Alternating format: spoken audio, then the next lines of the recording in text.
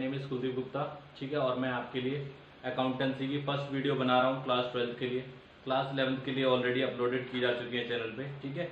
तो हम लोग जो है चैप्टर 5 देख रहे हैं बेटा, एडमिशन ऑफ अ पार्टनर, ठीक है। वॉल्यूम 1 का है आपका admission of a partner. Admission of a partner का क्या मतलब होता है कि जैसे पार्टनरशिप हो रखी है दो बंदों की, ए और बी की। अब उसमें जो सी जो है पार्टनर न्यू एंटर करना चाहता है तो उसे हम बोलते हैं एडमिशन ऑफ अ पार्टनर का कंसेप्ट है। देखो मैं आपके इसके प्रैक्टिकल क्वेश्चंस भी कराऊंगा, थ्योरी भी कराऊंगा, बट पहले हम लोग एमसीक्यू क्वेश्चंस देख रहे हैं, ठीक है। क्योंकि एमसीक्यू की वीडियो बनानी जरूरी है, वो बच्चों के सभी के एग्जाम्स में आ रहे हैं, ठीक है। तो एमसीक्यू क्वेश्चंस की देखो मैंने फोटो आपके लिए लगा दी है। अब हम उसके सॉल्यूशंस करते हैं। पहला क्वेश्चन है आपके पास, ध्यान से बेटा देखो रीड आउट कीजिए। General reserve at the time of admission of a partner is transfer to. कह रहा है जो जनरल रिजर्व है एडमिशन के टाइम पर किसको मिलेगा? रिवैल्यूएशन अकाउंट में जाएगा, ओल्ड पार्टनर कैपिटल अकाउंट में जाएगा, नाइदर ऑफ द टू, दोनों में से किसी में नहीं जाएगा।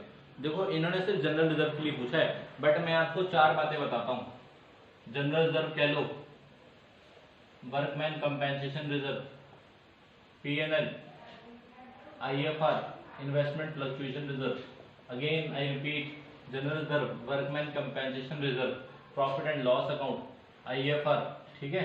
इसके अलावा एडवर्टाइजमेंट सस्पेंस। देखो मैं एक क्वेश्चन से बहुत सारी चीजें रिलेट कर रहा हूं। एडवर्टाइजमेंट सस्पेंस,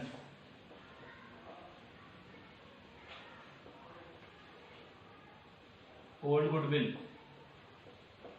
ये सारी वो चीजें हैं जो कि आपकी बैलेंस शीट में दी होती है। और यदि बैलेंस शीट में दिए बेटा, ओल्ड बैलेंस शीट में दिए, तो इस पे अधिकार किसका होगा? न्यू पार्टनर्स का होगा या ओल्ड पार्टनर्स का होगा? खुद सोचो, ओल्ड है तो फिर ओल्ड पार्टनर्स में जाएगी। सब सारी चीजें किस में जाने वाली है? ये आपका ऑप्शन नंबर बी है, ओल्ड पार्टनर कैपिटल अकाउंट। इनमें से कोई भी चीज आ जाए, सभी में आपने एक आंसर देना है, ओल्ड पार्टनर कैपिटल अकाउंट। देखो आपसे क्वेश्चन में सिर्फ एक ही पूछी थी, जनरल रिजर्व, मैंने आपको डिटेल में एक्सप्लेन कर दिया, ठीक है। मैंने आपको सारी चीजें बता दी।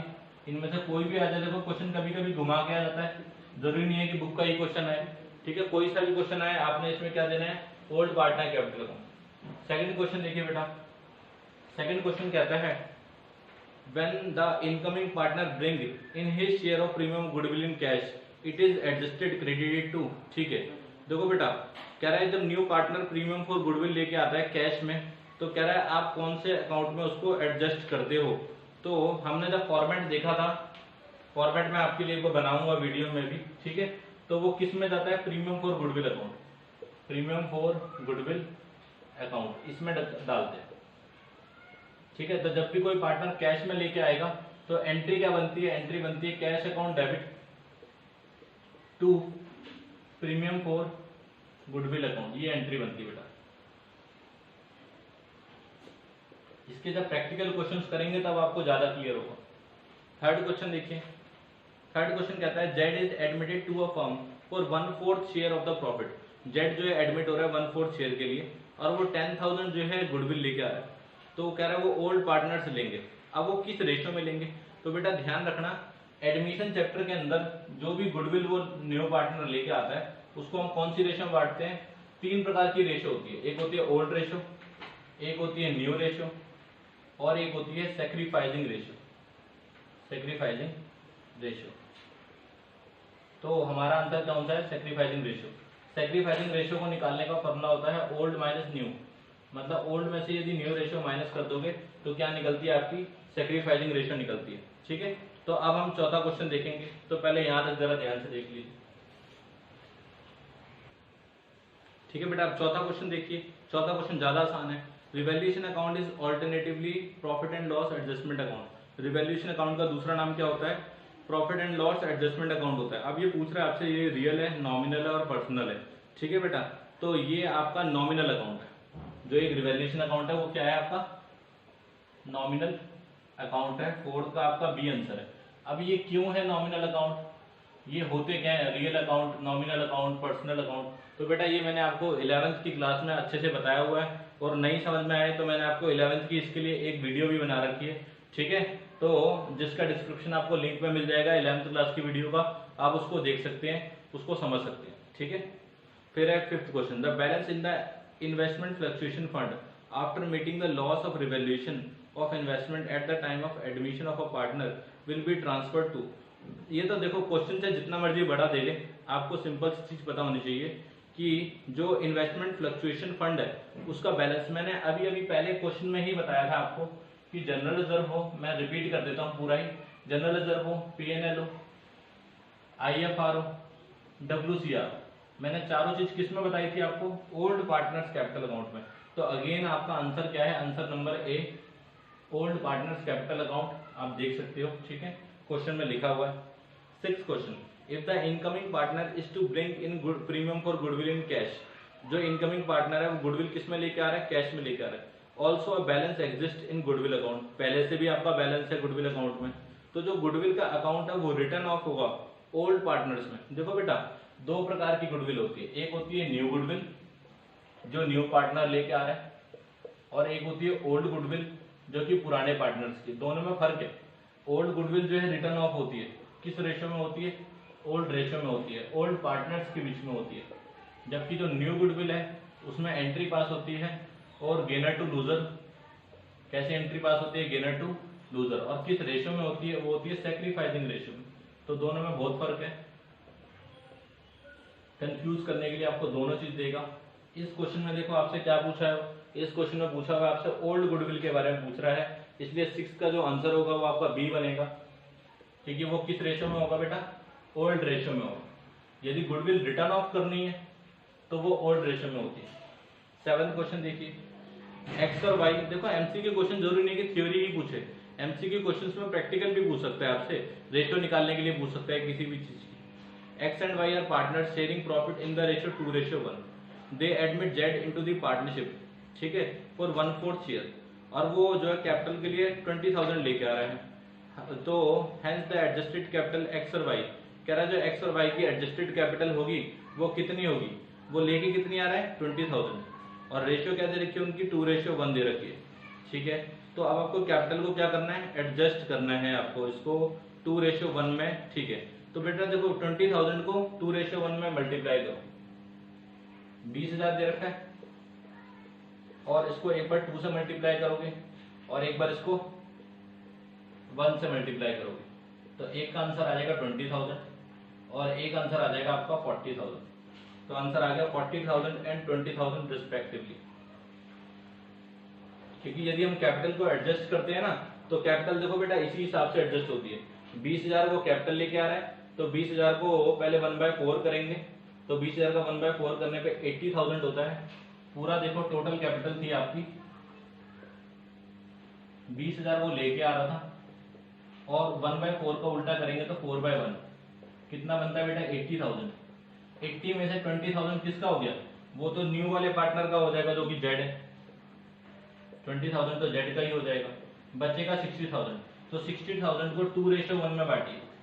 यदि आप 60,000 को 2:1 में बांटोगे इन 2:1 तो 40,000 और 20,000 आएगा, ठीक है।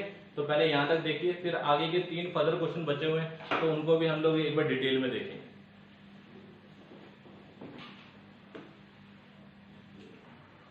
तो गाइस मुझे आप लोगों से उम्मीद है कि आप लोगों को 7 क्वेश्चन समझ में आए होंगे, ठीक है, और हम जो बचे हुए क्वेश्चन हैं उनको भी बिल्कुल कंसेप्चुअल समझेंगे। देखो कंसेप्ट पे वो ध्यान देना बहुत जरूरी होता है, बिना कंसेप्ट के कभी भी आप अकाउंट्स के एमसीक्यू नहीं कर सकते हो, ठीक है, और करोगे तो गलत ही निकलेंगे, ठीक है। क्वेश्चन नंबर 8 देखो, when A and B sharing profit, A और बी की ओल्ड रेशियो क्या है 3:2, सी एक न्यू पार्टनर है, ठीक है, 1/5 के लिए कह रहे हैं new this will be given by A and B. जो प्रॉफिट और लॉस है 3:2, वो सी को यदि वो एडमिट कर रहे हैं तो किस रेशियो में एडमिट करेंगे, तो बेटा वो इक्वली एडमिट होगा, इक्वली नहीं होगा।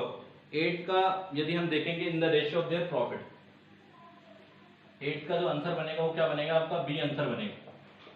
क्यों बनेगा एक बार और देखते हैं, इसमें लिखा है ए और बी जो है, ए और बी की रेशियो दे रखी है 3:2, सी एडमिट हो रहा है 1/5 प्रॉफिट के लिए, कह रहा है जो उसका प्रॉफिट और लॉस है वो किस रेशियो में बटेगा, in the ratio of their profit, जो उनकी प्रॉफिट की रेशियो दे रखी है। सिंपल आंसर है, ज्यादा एक्सप्लेन करने की जरूरत नहीं है। उससे अगला, when a new partner give cash for goodwill, new partner जो है कैश दे रहा है गुडविल के लिए, तो जो अमाउंट है वो क्रेडिट होगा, ठीक है, वो किस में होगा, मैं इसकी एंट्री पहले ही बता चुका आपको, जब भी कैश में यदि पैसा आता है तो cash account debit to premium for goodwill. तो इस केस में डेबिट जो है कैश हो रहा है और आपसे क्रेडिट पूछ रहा है। आपसे क्या पूछ रहा है? क्रेडिट पूछ रहा है। तो आंसर क्या बन गया? प्रीमियम फॉर गुडविल है 9th का आंसर। एंड लास्ट क्वेश्चन आपके पास है 10th क्वेश्चन। 10th क्वेश्चन कहता है A and B sharing profit. A और बी की जो रेशियो दे रखी है बेटा, वो दे रखी है आपको 2/3 और 1/3। सॉल्व करेंगे तो 2:1 आएगा। ठीक है। सी जो है एडमिट हो रहा है 1/4 के लिए, सी का जो शेयर है वो 1/4 है। देखो ये सबसे इंपॉर्टेंट क्वेश्चन है जो कि इन्होंने लास्ट में दिया है। इसके ऊपर बहुत सारे क्वेश्चन बन सकते हैं, इसको जरा एक बार समझ लेते हैं। ठीक है। ओल्ड रेशियो दिया है 2:1, सी का दिया 1/4। तो इसको मैं 1 मिनट समझाता हूँ आपको, पूरा साफ करके ही समझाता हूँ, बिल्कुल बढ़िया। देखो बेटा, ए और बी की रेशियो क्या दी थी? वो दी थी 2:1। सी का शेयर कितना दिया है? सी का शेयर दिया 1/4। जब भी न्यू रेशियो निकालनी हो तो आप पहले लेट करते हो, let total share is equal to 1। Total share को क्या मान लेते हैं? 1 मान लेते हैं। फिर निकाला जाता है रिमेनिंग शेयर। शॉर्ट में लिख रहा हूँ आर एस का मतलब रिमेनिंग शेयर। 1 टोटल शेयर है, सी का उसमें 1/4 है, तो रिमेनिंग कितना बच गया? 3/4। अब आपको न्यू रेशियो निकालनी, हेडिंग डाल देंगे न्यू रेशियो। और किस किस की निकालनी है? ए की निकालनी है, बी की भी और सी की भी। तीनों का नाम लिख दीजिए। ए का ओल्ड शेयर कितना है? 2/3। बी का कितना है? 1/3। जबकि सी का तो एक ही सिंपल शेयर था। सी का शेयर कितना था आपके पास? 1/4। जबकि ए और बी का रिमेनिंग बचेगा कितना? 3/4, क्योंकि 1/4 तो उन्होंने दे दिया। तो 3/4 यहाँ मल्टीप्लाई करो, 3/4 यहाँ मल्टीप्लाई करो। मल्टीप्लाई करोगे तो 6/12, 3/12। अब इसके नीचे 12 है, इसके नीचे 12 है, तो डिनोमिनेटर को देखो इक्विवेलेंट बनाएंगे। 12 बनाने के लिए कितना से मल्टीप्लाई करेंगे? 3/3 से। तो यहाँ से आ जाएगा 3/12। और रेशियो क्या बन गई हमारी? 6:3:3। सॉल्व करेंगे तो 2:1:1। ये आपका फाइनल आंसर है। तो उम्मीद है बेटा मुझे सभी लोगों को समझ में आया होगा। देखो 10 के 10 क्वेश्चन और भी एमसीक्यू क्वेश्चन बन सकते हैं। कैसे बन सकते हैं? कोई भी रेशियो का क्वेश्चन कैसे भी बना देंगे आपके लिए, तो वो एमसीक्यू में भी बन सकता है। छोटे छोटे क्वेश्चन कितने भी बन सकते हैं। मैंने जस्ट अभी आपको 10 क्वेश्चन दिए। अगर और पॉसिबल हुआ तो मैं आप लोगों के लिए जल्दी दूसरी वीडियो भी बना दूंगा एमसीक्यू की, पार्ट नंबर 2 करके। अदरवाइज फिर हम कंसेप्चुअल तो देखेंगे ही देखेंगे। ठीक है। तो बेटा जिसको भी समझ में आया हो अच्छे से, तो वीडियो को लाइक करें, शेयर करें और सब्सक्राइब करें और अपने अपने व्हाट्सएप स्टेटस पे लगाएं। ठीक है, जिससे सब्सक्राइबर ज्यादा से ज्यादा बढ़ सके। अभी कट मत करिए। ठीक है बेटा। और जिसको भी बच्चों ट्यूशन लगानी हो वो लोग ट्यूशंस भी लगा सकते हैं। देखो यूट्यूब में मैं क्लासेस डाल रहा हूँ, जूम पे भी क्लासेस ले रहा हूँ, बट यदि जिसको तब भी ट्यूशन लगानी हो वो ट्यूशन भी लगा सकता है। ये मेरा कॉन्टैक्ट नंबर है, इसको आप अपने फ्रेंड्स को शेयर कर सकते हो। ठीक है, क्योंकि देखो 12th क्लास है, 12th क्लास इंपॉर्टेंट होती है। ये तो है ही कि गवर्नमेंट को देखो एग्जाम तो लेने ही लेने। ठीक है, जब स्कूल वाले एग्जाम ले रहे तो गवर्नमेंट कैसे छोड़ देगी? फिर गवर्नमेंट भी एग्जाम लेगी ही लेगी। ठीक है, तो आपको जिसको भी ट्यूशन लगानी है वो इस नंबर पे कांटेक्ट कर सकते हैं। आपको इसमें अकाउंट की, इको की, बीएससी, मैथ, जो भी आप पढ़ना चाहते हो, आर्ट्स वाला स्टूडेंट है तो पोल साइंस, हिस्ट्री, सभी चीज़ों की कोचिंग प्रोवाइड होगी। इसके अलावा कोई आपका यदि कोई बड़ा भाई बहन है जो कि ट्यूशन पढ़ने का इच्छुक है तो ग्रेजुएशन, एसएससी, कोई भी चीज़ की बेटा ट्यूशन आप ले सकते हो। और छोटे बच्चों के लिए 6 to 10 ऑल सब्जेक्ट पढ़ाए जाते हैं। ठीक है, तो आप उसकी भी कोचिंग ज्वाइन कर सकते हो। ठीक है, थैंक यू बेटा।